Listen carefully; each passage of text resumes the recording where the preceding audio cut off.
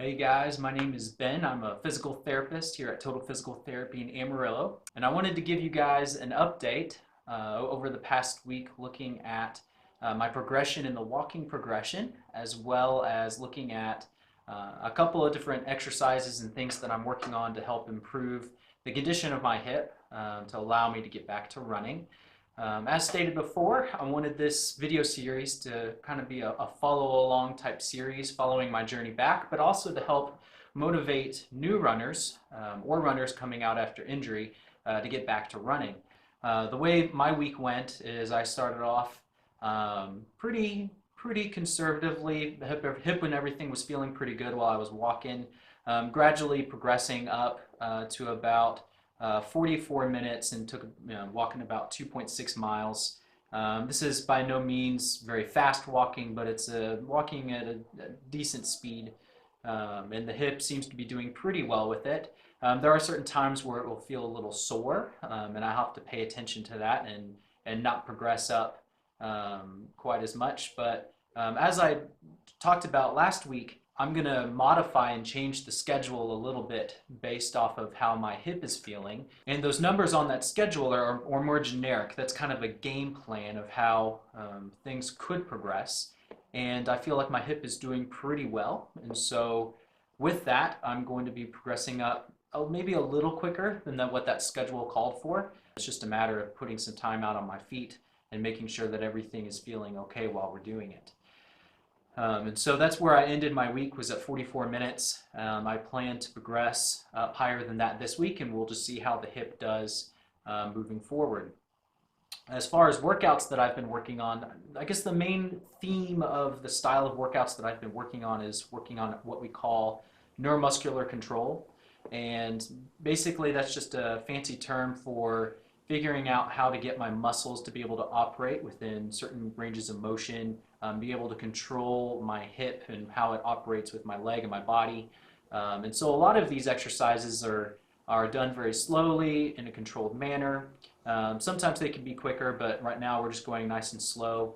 I'm trying to get my hip to build up tolerance in certain positions, as there are some positions that bother my hip more than others. And so because of that, I'm working on developing the strength and control in certain areas to allow my hip to be able to go through those ranges of motions much more clearly without hitting catching spots or without hitting spots that bother my hip.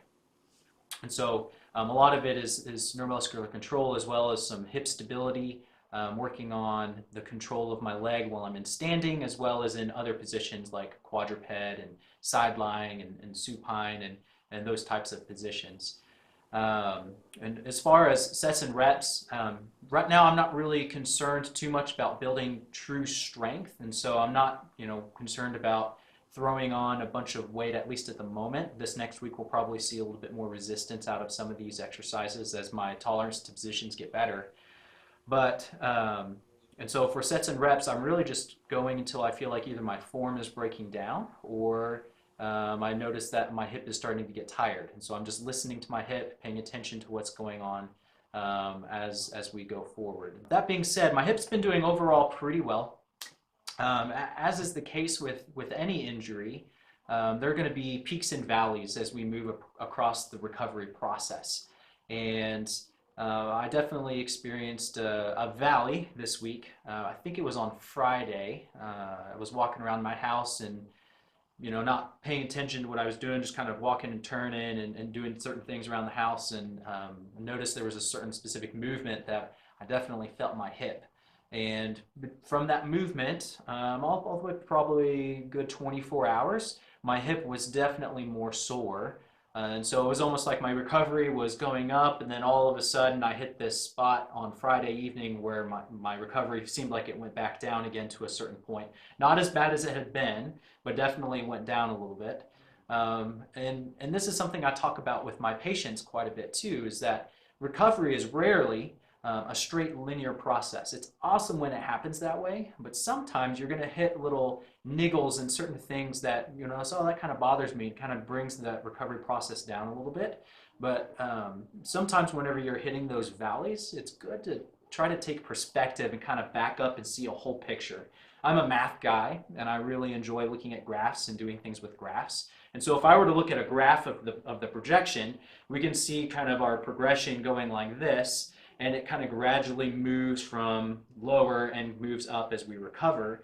And you're going to hit those peaks and valleys, and whenever you're in those valleys, sometimes it's really hard mentally to piece yourself together and think, is this doing any good?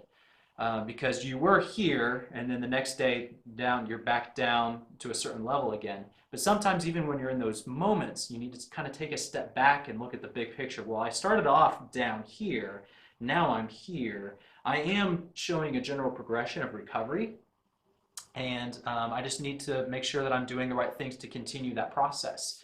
And sure enough, by the time Sunday rolled around, my hip was feeling even better than when it did on Thursday. So you know, there's just one of those things that happens with recovery. And so, and today, I can honestly say I really don't feel much in my hip at all. It's one of those things that I wish I could just go out the door and run, but I know I shouldn't, because that could probably aggravate things, at least in this moment in time. So some other questions that some people may have about why start with walking? If I'm interested in running, why am I starting with a walking program before I jump into the running program? I'm trying not to get too technical with this, but basically we want to be able to make sure that our tissues, as far as the bones, the tendons, the ligaments, and the muscles, are all able to withstand the pressure and the stresses of running. Running is what we term as a plyometric activity, meaning that you are bouncing from one leg to another, and so there's a little bit of jumping involved. Granted, there are much higher plyometric activities out there, but running is considered a plyometric activity, and the amount of stress placed through each leg whenever you run is some people estimate 2.5 to 3 times your body weight. And so we want to make sure that we're able to handle those stresses over a period of time, because you're not just doing one of those steps, you're doing thousands of them potentially over a couple miles of running. And so walking is just a way for us to be able to do something repetitive over a period of time.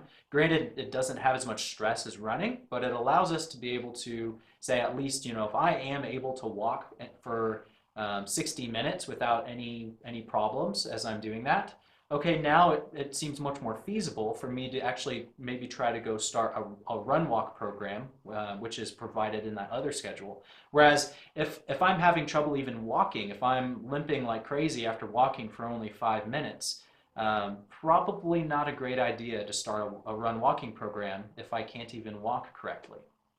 And so for someone coming back from injury, it's important to make sure that we're able to at least withstand the forces of walking before we start getting back into a plyometric activity. For someone who's not hurt but just starting a new program in general, it's important to at least start the process of building up these tissues to prepare them for running whenever we do start running, and it reduces our chance of injury significantly. That's why we start with a walking schedule before we start getting into running. I hope you guys find this series beneficial. I hope you guys keep up the journey with me. And for those of you that are joining me in the process, please comment down below. Let me know that you're going through some of the schedules with me. It would be awesome to be able to see y'all go out and achieve goals as I've wanted to go out and achieve goals. And hopefully you guys find this motivating. If you guys have any comments, put them down below. If you guys have any questions or anything that you want me to be able to address in upcoming videos, as far as like what I'm doing or eating or anything like that, feel free to comment and I will try to add those into the videos as we go. You guys have a great day.